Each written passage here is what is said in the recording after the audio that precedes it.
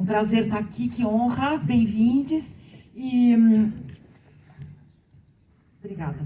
Camille Reynouz, mora em Paris, de pais argelinos. Morou em Los Angeles, fez UCLA, University of California, fez USC, University of Cinematographic Arts. Ela colaborou também em roteiros da cineasta francesa Lisa Azuelos, e essa é a estreia dela no longa-métrage. Voilà, j'ai résumé, voilà. Et c'est un honneur de t'avoir parmi nous, vraiment, la bienvenue. Et bien, voilà, je te donne la parole. Et après, je te poserai la première question. E après, então, falei que eu vou fazer a primeira pergunta e depois todos vocês poderão usar o microfone e fazer as perguntas que quiserem. Muito obrigada e vou fazer o melhor que eu puder. Obrigada. Mais commençons par la première question. D'accord. Alors, a primeira questão. Eu vou traduzir para vocês a primeira pergunta que eu vou fazer para ela, que é a seguinte.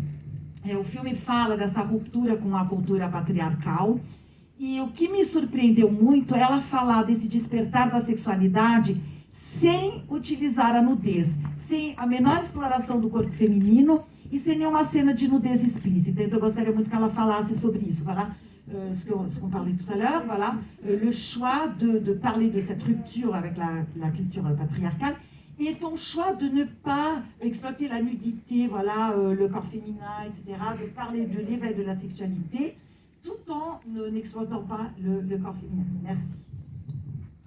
Oui, alors,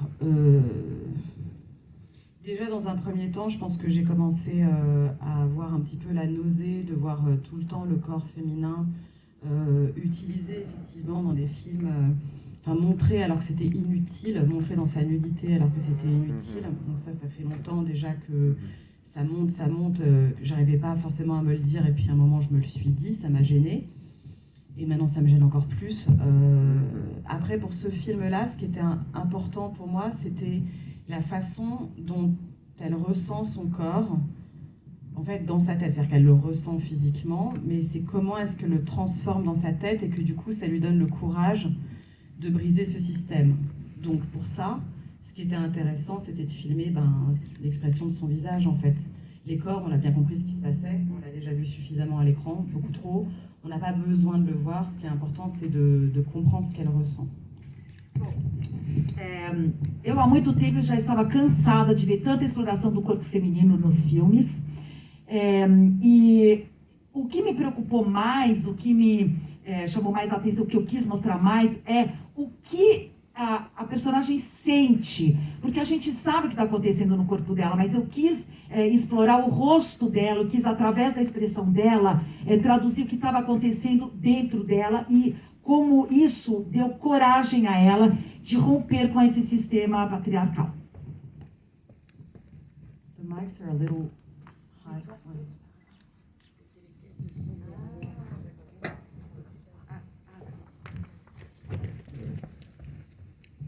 Vocês estão ouvindo direitinho?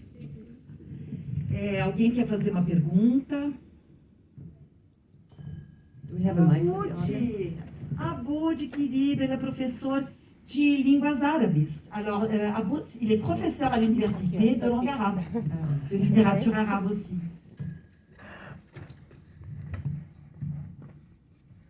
أهلا وسهلا في برازيل.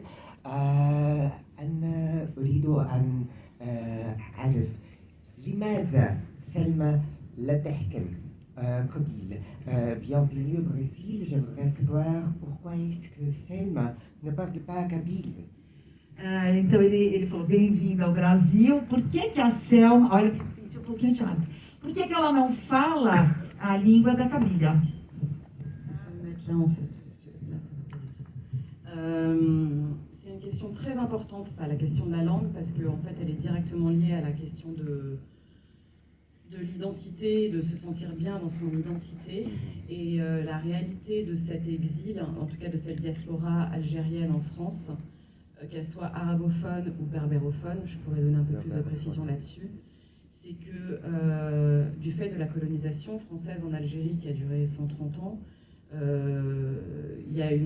quand ces émigrés sont venus s'installer en France, en fait, instinctivement, ils ont repris le langage du colon en réalité, et aussi parce que leurs enfants, donc en l'occurrence Selma, moi aussi et beaucoup de gens de ma génération, étaient à l'école française. Donc moi je me rappelle par exemple à titre personnel que quand j'étais enfant, jusqu'à l'âge de 4-5 ans, j'entendais mes parents parler kabyle, mais ensuite, enfin à la maison, ils parlaient parfaitement français aussi. Et puis petit à petit, en fait, ils ont arrêté de le parler. Dès qu'ils ont compris d'ailleurs que je le comprenais, que c'était plus un langage secret de parents entre eux, en fait, ils ont cessé de le parler.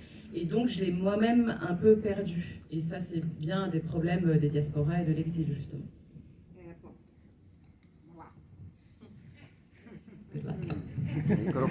Bom, é o seguinte, essa questão é muito importante, a questão da língua, porque isso vai me remeter à questão da colonização, que durou 130 anos, a colonização francesa na Argélia, durou 130 anos. Então, esses imigrantes que foram para a França foram alijados da sua cultura e da sua língua. Eles começaram a falar francês, que também é outra forma de colonização dentro do país. Quando eu tinha 4, 5 anos, eu me lembro que meus pais falavam a língua kabila em casa, achando que era a língua secreta e que eu não entenderia. Mas depois de um tempo, eu comecei também a entender essa língua secreta deles. E ela fala muito dessa questão do imigrante que tem que se incorporar à sociedade francesa.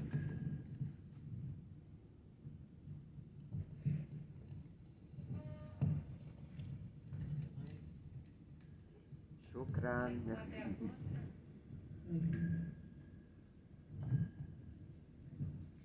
Et quelle est pour toi la question la plus importante? C'est-à-dire, quel a été le point de départ pour toi pour que tu fasses justement ce film? Et en plus que tu le dédies à ta maman, qui on sait qui est décédée, donc c'est un hommage aussi à ta mère.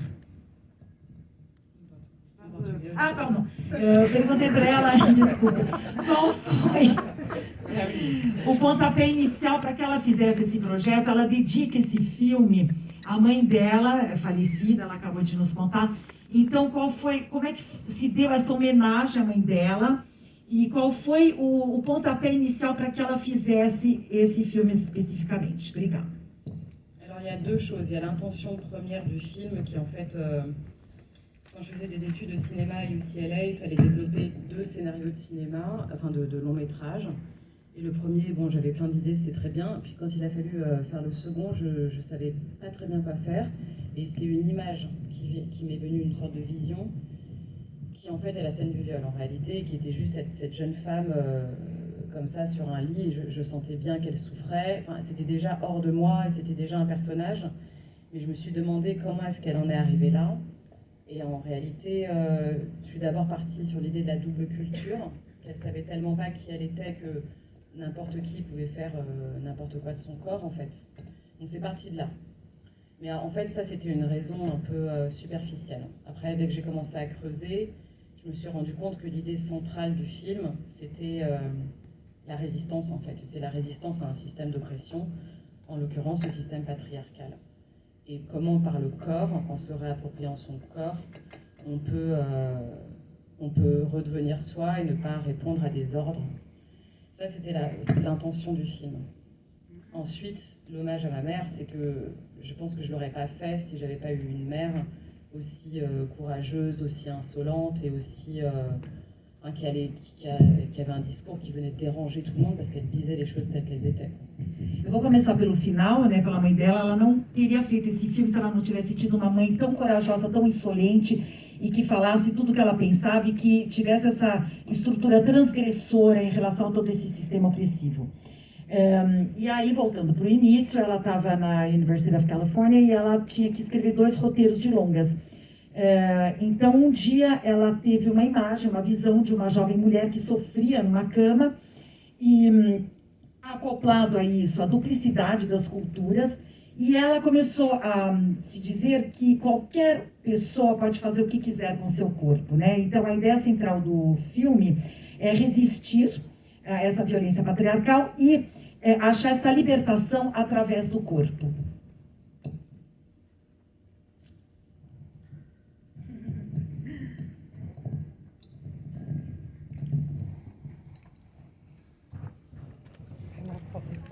Desculpa. Vamos dirigir diretamente a ela? Claro. Aí eu traduzo a tua pergunta para a plateia. Parabéns, eu tô apaixonada pelo filme, achei fantástico a fotografia, o enquadramento. Eu achei também muito incrível o jeito que você começa o filme. Eu achei assim, uma cena espetacular. Essa montagem, as cores, o rosa com a música, acho que a trilha sonora se casou perfeitamente. E eu queria saber de você se tem algum movimento artístico do cinema que te inspira mais, e se tem algum diretor que te inspira mais. E tudo isso que você quis passar, essa visão feminista, fica muito implícito nisso. E é muito legal porque, assim, perto de muitas obras que a gente conhece, tá muito, assim, muito clara essa visão feminina do ato sexual. E é muito erótico, realmente, sem mostrar nenhum tipo de parte do corpo e tal. Achei perfeito, tô maravilhada, meus parabéns, sou apaixonada pela obra. Bon, alors félicitations. Je suis complètement amoureuse de ton film. J'ai trouvé extraordinaire déjà à partir de la première scène. La musique, la photo, les mouvements. Et si il y a un mouvement artistique qui t'inspire particulièrement, quels sont les réalisateurs aussi qui t'inspirent particulièrement? Puis la vision féministe qui est très très contemporaine également. Et aussi, donc elle disait... comme ce film est érotique, sans avoir justement la nudité, sans avoir cet appel, il est sans montrer le corps, mais il est profondément érotique justement. Donc elle a adoré, et félicitations. Et les couleurs, le rose, voilà. Alors, bon, merci déjà. Et ensuite, en termes d'inspiration, c'est un petit peu ironique parce que quand j'ai grandi, il n'y avait pas beaucoup de réalisatrices femmes. Et puis finalement, c'était pas ça qui était le plus important. Ce qui était le plus important, c'était cette façon de dépeindre le basculement, ce passage à l'âge adulte, le coming of age, comme disent les Américains beaucoup. Et là, j'ai été beaucoup inspirée par des cinéastes comme Gus Van Sant, comme Todd Haynes, comme Todd Solondz, enfin, de la mouvance indé américaine des années 80-90. Jean-Marc Vallée avec Crazy aussi, donc des cinéastes qui mettent en scène des hommes, puisque c'est eux-mêmes en fait dans leur adolescence, mais toujours avec cette volonté de montrer l'opposition entre devenir soi et les attentes de la famille en fait, beaucoup. Donc ça c'était l'inspiration. Et après, plus pour l'univers artistique du film, le rose par exemple, c'est marrant parce que la première fois que j'ai eu une réunion pour choisir le graphiste du film et notamment du générique, enfin de l'univers du film, la première chose que j'ai dite, c'est « je veux pas de rose ». Et finalement, c'est surtout pas la couleur des filles, le machin, les filles, voilà, le rose, les garçons, le bleu, machin, moi ça me saoulait quoi. Et en fait, c'était la couleur du corps, c'est la couleur de la vulve, c'était la couleur... J'ai voulu me réapproprier cette couleur-là, mais parce que c'est la couleur de la chair en fait, pas parce que c'est du rose pour les filles quoi. Et donc voilà, donc ça a créé tout cet univers, et j'ai eu la chance de travailler avec un graphiste, un homme d'ailleurs, qui a tout à fait compris ce que je voulais faire, et voilà. Bom, tem uma ironia nisso tudo, porque quando ela começou não havia muitas diretoras mulheres. E ela estava preocupada justamente em fazer essa passagem para a idade adulta, né, esse coming of age, como se chama. E, bom, eu consegui ouvir o Gus Van Sant. Então, agora ela vai ter que repetir o nome dos diretores indies americanos dos anos 80 e 90 que a inspiraram, porque ela falou muito rapidamente. E curiosamente, esses diretores retratavam mais o universo masculino. Existe também esse paradoxo, digamos assim, essa oposição entre ser você e você enfrentar as imposições familiares.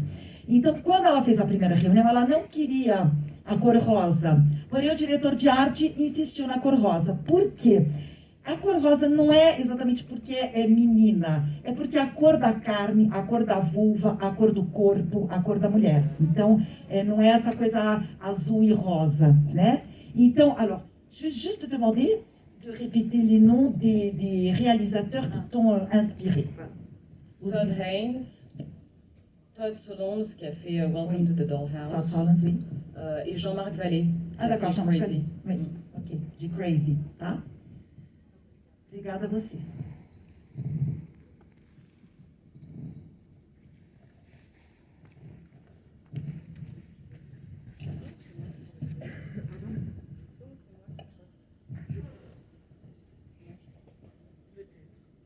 Non, moi je suis là.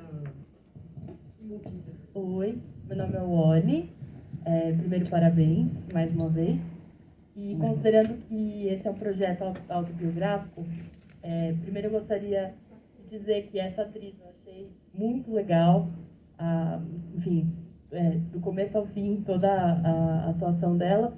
E aí eu queria também saber qual foi o seu envolvimento com ela, como que isso se construiu.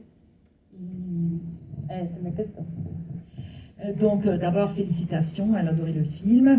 Et s'agissant d'un projet autobiographique, elle voudrait que tu parles, s'il te plaît, de toute cette construction du personnage et ton rapport avec Zoé Adjani. Elle a adoré la construction du personnage de Zoé Adjani. Merci. Alors, déjà, le personnage en lui-même, même s'il y a des ressentis en fait autobiographiques, c'est des ressentis émotionnels, c'est certaines scènes qui ont été vécues effectivement, mais ce qui était important pour moi, c'est d'aller chercher là où se situait la colère comme force de transformation en fait. C'est-à-dire qu'est-ce qui dans le parcours de cette jeune fille va faire que elle et sa mère vont changer le paradigme en fait, vont évoluer. Donc ça c'était la première façon de le distancier de moi.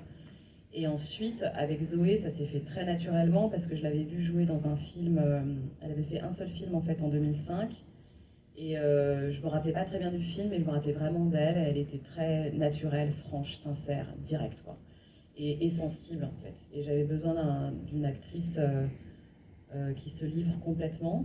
Parce que par exemple, pour les scènes dites de sexe, je pense que c'est plus facile quelque part, d'une certaine manière, que les corps soient filmés, voilà, parfois c'est même des doublures, plutôt que les expressions du visage, où c'est beaucoup plus subversif en fait, c'est plus compliqué. Et en fait, elle a tellement ressenti, Selma, ce personnage dans son corps aujourd'hui, pas dans les années 90, hein, aujourd'hui encore, qu'elle s'est donnée complètement dedans. Donc on a beaucoup travaillé en confiance toutes les deux. Vamos lá. Memória. Bom, na realidade, sim, tem aspectos autobiográficos, mas na tem aspectos autobiográficos realmente, mas o que importa para ela em termos de personagem são as emoções, muito mais do que o aspecto biográfico. O importante para ela é encontrar aonde está essa raiva que se transforma num poder de transformação e de transgressão. Quanto a Zoé Adjani, ela tinha visto a Zoé num filme só, em 2005, e ela não se lembra exatamente do filme, mas ela se lembra da atuação da Zoé, que ela achou muito natural, franca, sincera, sensível, e ela precisava justamente de uma atriz que tivesse essa entrega total. Ela fala que o subversivo nesse filme é justamente você ver as expressões do rosto, muito mais do que o corpo. Então você vê pelo rosto, que ela falava anteriormente, o que está acontecendo no corpo. Ela teve uma relação de total confiança com a Zoé, isso foi muito importante para ela, e ela precisava exatamente disso, dessa entrega, dessa naturalidade e desse poder transgressor da expressão das emoções através do rosto. Obrigada.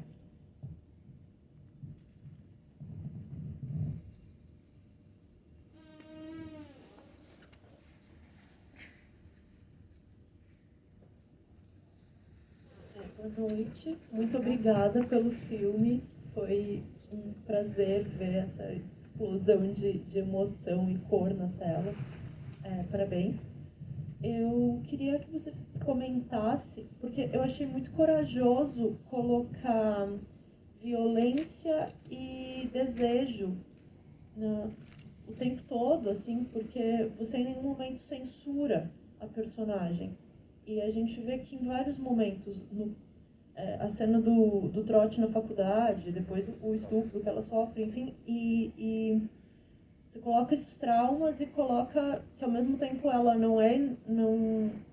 enfim, você não censura o desejo. Eu queria que você falasse um pouco sobre isso, sobre como foi essa construção e esse trabalho. Alors, donc, d'abord, merci pour le film, ça m'a profondément touchée. Et merci pour cette explosion d'émotions à l'écran.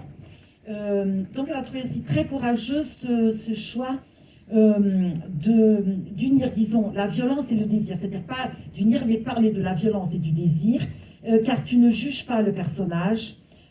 Tu parles du viol, tu parles de la scène à la fac, sensuelle, etc. Mais tu ne censures jamais le personnage. Elle voudrait que tu en parles justement de cette construction du personnage. Merci. C'est-à-dire que je le censure jamais. Non, enfin, je veux la montrer dans tous ses états. C'est-à-dire que, justement, ce qui est important, c'est toutes les situations qu'on cache, en fait. Qu'on cache toujours de cette violence quotidienne, habituelle, dans laquelle on se construit, qui devient notre normalité et qu'on accepte. Et donc, c'était d'aller mettre le doigt sur tous les endroits où, en fait, non, c'est pas acceptable, quoi. Donc, j'ai pas voulu, en tout cas, cacher les ressentis négatifs ou même les moments où elle cache ce qu'elle a vécu. Parce que ça, en soi, c'est un sujet, quoi. Le fait de ne pas pouvoir parler de cette violence, ça l'était à l'époque, je pense que ça le reste encore aujourd'hui.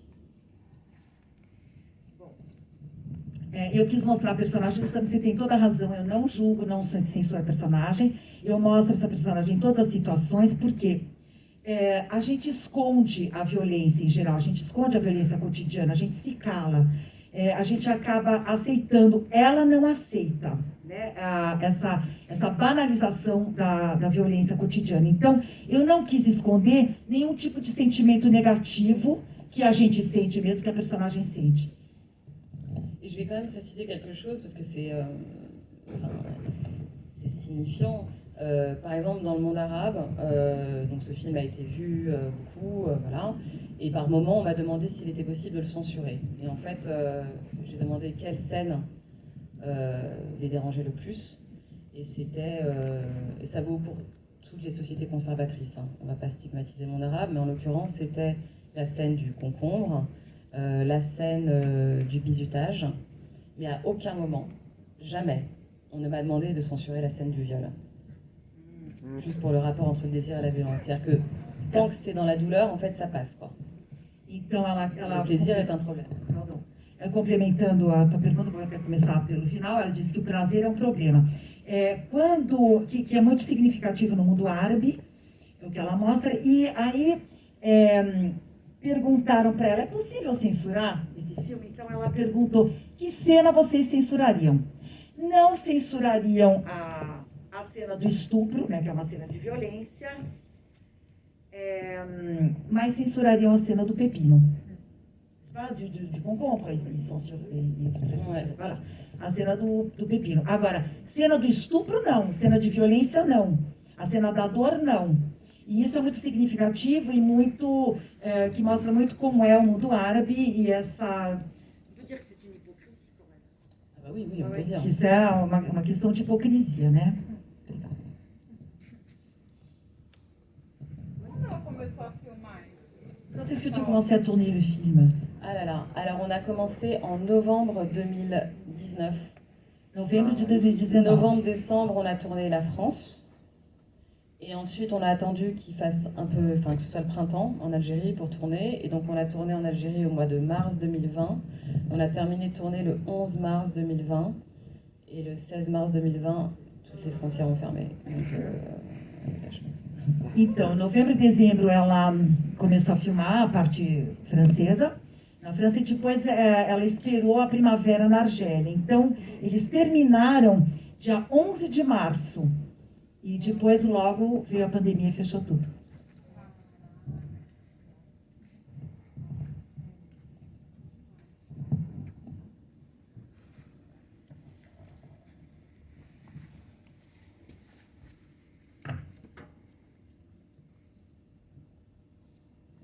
Pessoal, a gente vai fazer essa pergunta, a próxima é a última, então quem quiser já se prepara, tá? C'est la dernière question, donc si quelqu'un veut poser une question. Parabéns mais uma vez. Achei que você trouxe aí vários temas super interessantes, super importantes, né, para as meninas. Né? Acho que teve um antes e um depois, né, daquela fantasia toda da menina, né, sonhando em ter a sua primeira vez. E aí quando o rapaz que ela se encanta pergunta se ela é virgem, e aí alguém comentou da cena do pepino, eu acredito, e aí fica essa pergunta, o pepino foi para ela não se envergonhar de ser virgem, né, junto ao rapaz, onde ela teria a primeira vez dela. E eu achei um ponto muito sensível quando, depois que ela teve a relação com o Julien, ela foi violentada, enfim, né, ela tinha todo um sonho de jantar e ter algo romântico com um rapaz mais velho, um cara, né, bacana, e aquilo foi desmoronado por algum momento. E aí, na sequência, ela retoma com o Julien, e aí ficou muito sensível a passagem que você traz, dele perguntando para ela, tipo, e aí, não curtiu? Né? Como se ela já tivesse caído na real do que é a história feminina em si, né? Eu achei muito sensível essa parte toda que você trouxe na narrativa. Parabéns. Donc, il dit que d'abord, félicitations, il adore le film. Tu as ramené des thèmes très intéressants, car c'est avant et après. Donc, elle a le rêve, comment serait sa première fois, et un rêve qui s'écroule, donc il y a toujours cette question, es-tu vierge? Et d'après lui, la scène du concombre, justement, symbolise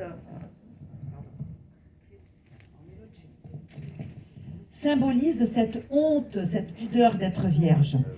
Puis il a trouvé ça très sensible que... Oui.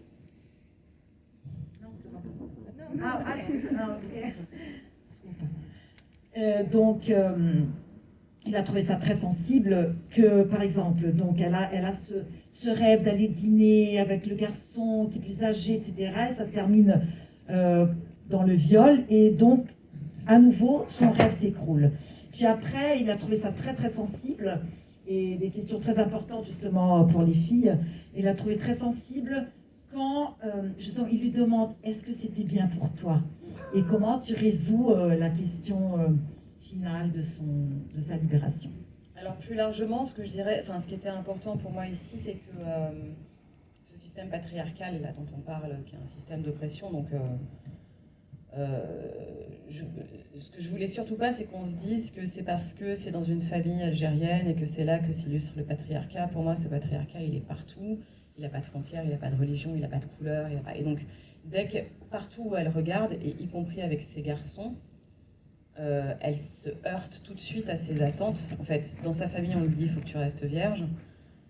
À l'extérieur, on lui dit « il ne faut pas que tu sois vierge », mais à aucun moment, on se demande ce qu'elle veut, en fait. Donc, effectivement, il y a beaucoup cette question des attentes par rapport à la réalité. Et au final, toujours, cette violence faite au corps de la jeune fille, en fait. Et ce avec quoi elle doit se construire après. Bom, o que eu acho importante também é dizer que essa situação do sistema de opressão patriarcal não se limita à Argélia. É uma questão que não tem fronteiras, que não tem cor, que não tem limites. Então, e ela vive muito esse embate entre, dentro da família, essa exigência de ser virgem, fora da família, essa exigência de não ser virgem, mas ninguém jamais pergunta para ela o que ela quer, o que é importante para ela. Então, ela o tempo todo tem esse embate justamente em relação às expectativas e o que querem dela, mas jamais o que ela quer. Posso fazer? Oi, boa noite. Luan? Oi, sou eu aqui. Bom, boa noite. Eu queria mais uma vez dar os parabéns porque o filme é muito lindo e muito delicado. Aliás, confirma mais uma vez que a visão dirigindo um filme sobre sexualidade feminina é muito diferente de quando um homem faz isso. Desculpem, homens. E aí eu até fiquei curiosa para saber se ela já tem planos para um próximo filme, assim. Não sei se está muito cedo ainda para falar sobre isso, mas sei lá, se ela já tem algum projeto em vista, se ela já está pensando em algum roteiro, alguma coisa assim. Félicitations encore, tu as fait un film très très délicat et elle a trouvé très intéressant justement la vision de la sexualité féminine. Elle a dit, excusez-moi les hommes, si tu as des projets futurs, si c'est trop tôt d'en parler ou si tu as quelque chose déjà que tu entames en tant que projet? Oui, alors je ne vais pas développer parce que je suis en train de le développer, mais effectivement j'ai un projet d'un film d'anticipation, pas vraiment science-fiction, mais plus d'anticipation d'un monde futur où la plupart des hommes auront disparu. O projeto dela não é exatamente uma ficção científica, mas digamos, antecipando um mundo onde os homens não existam mais. Mas ça se passe pas bien du tout. Não funciona, gente. Donc, O final não é feliz. faut trouver une autre forme d'équilibre. Na verdade, tem que se achar uma nova forma de equilíbrio. Juan, eu acho que ela queria fazer uma última pergunta, se possível, né? Não, porque vocês foram tão generosos, assim, esse olhar solidário, eu tenho que perguntar. Muito obrigada. Não é fácil traduzir. Boa noite. A Selma, ela teria N questões para tratar, né? A questão da xenofobia, a questão dela não se enquadrar no estereótipo que pensam que alguém do mundo islâmico tem essa questão da ruptura e, ao mesmo tempo, é uma adolescente com todas as questões adolescentes acontecendo, né? Eu queria saber, do ponto de vista dela, qual a importância da apropriação do corpo para que ela consiga mesmo, de fato, fazer essa ruptura com o patriarcado, né? Para a mulher, qual é a importância de se apropriar do corpo para romper com essa cultura patriarcal, em qualquer cultura? L'importance de la réappropriation du corps contre le patriarcat. Donc, tu parles de la xénophobie, etc. Et les stéréotypes par rapport au monde musulman, justement, tu ne reproduis pas. C'est-à-dire que l'appropriation du corps, dans n'importe quelle société, n'importe quelle situation, pour justement rompre avec le patriarcat, mais dans n'importe quelle société, oui. Pas nécessairement le monde musulman. Là, c'était un exemple particulier, parce que je le connais, donc je peux en parler, mais le plus important pour moi, c'est, quelle que soit la culture, c'est que la réappropriation de notre corps, c'est le degré zéro, en fait, de la lutte contre un système d'oppression, puisque depuis un très jeune âge, depuis qu'on est enfant, et particulièrement ensuite à l'adolescence, il y a tellement d'obligations, d'injonctions, d'interdictions sur notre corps. En fait, notre corps, il définit nos actes. Donc à partir du moment où ils sont contrôlés, dès le plus jeune âge, nos actes, donc notre corps, on ne peut pas être libre. Donc c'est le degré zéro, c'est vraiment là, par là que ça commence. Et donc, en l'occurrence, par la sexualité et le fait qu'on n'est pas juste un objet de plaisir pour les hommes. Então, ela falou da cultura islâmica, obviamente, porque é o mais próximo, o mundo argelino, então é o mais próximo para ela. Porém, ela fala que a apropriação do corpo é o marco zero para que se rompa justamente com todas essas interdições que a gente tem desde pequenas e que... Voilà. Ah, sim. E também que a gente está sempre sofrendo essas violências contra o nosso corpo e que o corpo é o caminho para a nossa libertação. C'était le degré zéro pour se réapproprier nos Oui, corps. voilà, tá. Ah, sim, a da sexualidade. E que a mulher, em geral, tem sido sempre objeto de prazer para os homens. Então, ela vai se apropriar do corpo dela para se sentir livre, para deixar de sempre ser um objeto de prazer. Obrigada.